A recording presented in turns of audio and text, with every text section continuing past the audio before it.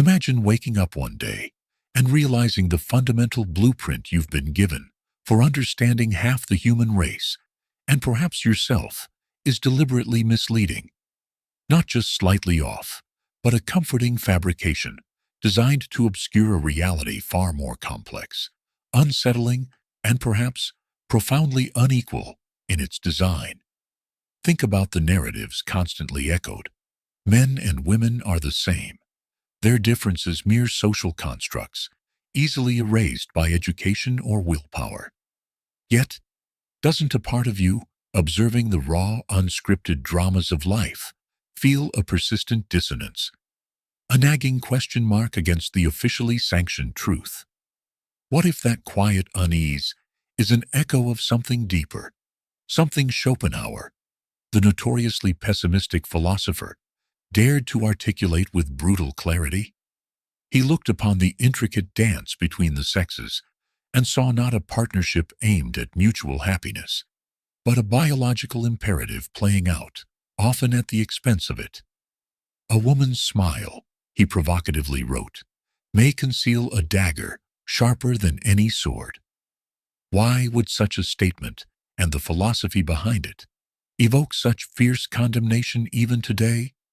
Why are certain observations about the innate differences between men and women, differences etched not just in culture, but potentially in biology, history, and millennia of human behavior, so readily dismissed, ignored, or outright attacked? Could it be that the truths we are most afraid to confront are the ones that challenge the very foundations of our modern ideals? What if the map we've been given doesn't match the territory, and pretending it does leads us further into a wilderness of misunderstanding and quiet desperation? The resistance to acknowledging these potential differences isn't arbitrary. It stems from a deep-seated human need for order, fairness, and predictability, clashing with the often chaotic and seemingly indifferent forces of nature itself. Schopenhauer, standing in stark contrast to the Enlightenment's optimism, proposed that humanity is driven not by reason or a quest for happiness, but by a blind, irrational will to live, a relentless primal urge focused solely on survival and reproduction. In his view, men and women serve this will in fundamentally different ways, dictated by their biological roles. He saw men as oriented towards the external world, driven by ambition, intellectual pursuits, and the desire to leave a lasting legacy, to conquer, create, and shape reality according to their will. This relentless striving, however, came at a cost, a perpetual restlessness, a chronic dissatisfaction, an inability to find peace in the present moment. Women, in Schopenhauer's controversial analysis, were seen as more deeply rooted in the immediate, the instinctual, guided primarily by the imperative to secure stability and ensure the continuation of the species. Their power, he argued, lay not in overt strength or abstract intellect, but in a more subtle, often unconscious mastery of emotional influence, manipulation, and leveraging beauty, tools perfectly adapted for navigating the present and securing protection and resources. He believed their focus was less on reshaping the world and more on ensuring survival within it, leading them, paradoxically, to a potentially greater contentment than men, unburdened by the same crushing existential weight of future ambitions. This perspective, influenced undoubtedly by his own tumultuous relationships and the societal constraints on women in his era, nevertheless aimed to uncover what he perceived as biological and psychological truths, however offensive they might be, to ideals of equality or romantic notions of love. The consequences of ignoring this potential chasm, this fundamental difference in orientation that Schopenhauer described, ripple silently through our lives, often unseen. He viewed romantic love not as a profound spiritual connection, but as nature's most ingenious deception, a fleeting, intoxicating illusion crafted solely to ensure the pairing of individuals best suited for reproduction. The intense attraction, the feeling of destiny, the belief in finding a soulmate, all were, in his eyes, biological tricks designed to serve the species, not the individual's happiness. Once this biological purpose is served, whether through childbirth or the establishment of stability, the intensity inevitably fades, the illusion unravels, leaving behind the stark reality of two fundamentally different beings, potentially bound together by a force they no longer feel.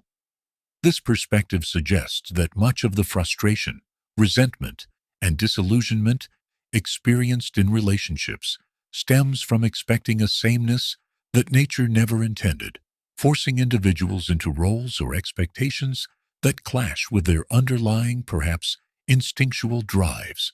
The societal push for absolute equality, while noble in its intent, might inadvertently create more conflict by denying these potential inherent differences, leading to confusion, unrealistic expectations, and a growing disconnect from our own natural inclinations. How, then, does one rebel against such a deeply ingrained system, whether it's perceived as nature's design or society's illusion?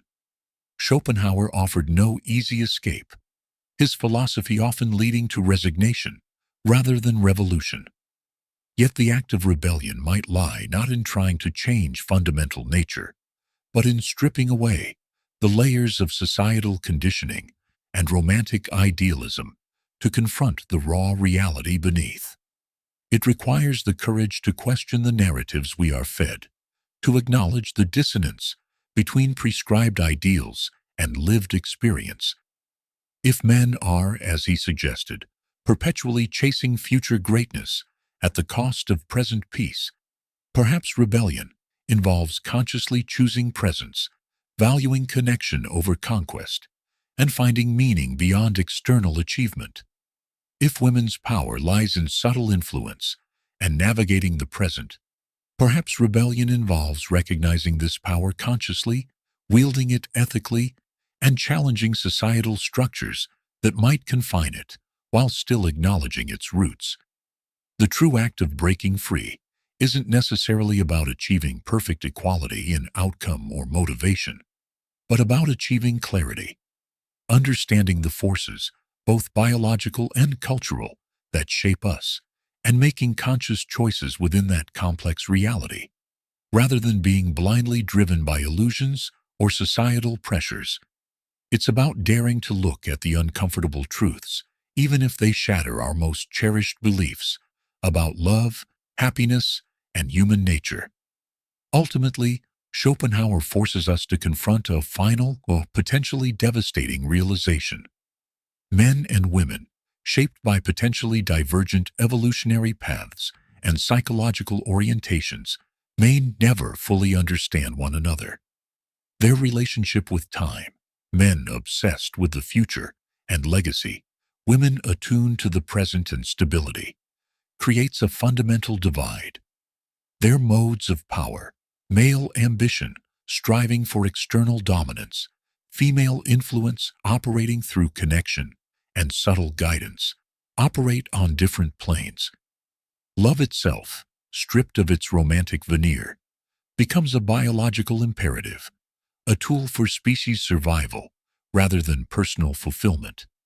Attraction is governed by subconscious cues, signaling fertility or security, not compatibility or shared dreams.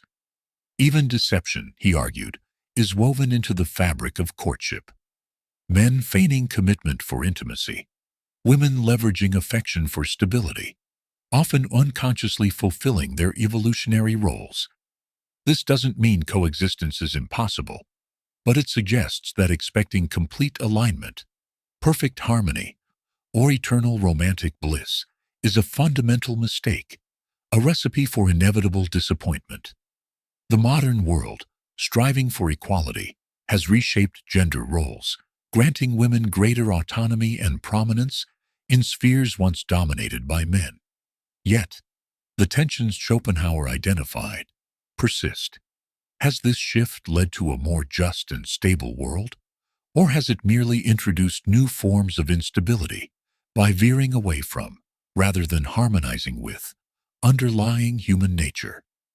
Are the increasing appeals to emotion over reason in public discourse, the focus on immediate gratification, signs of progress or symptoms of a society losing its anchor?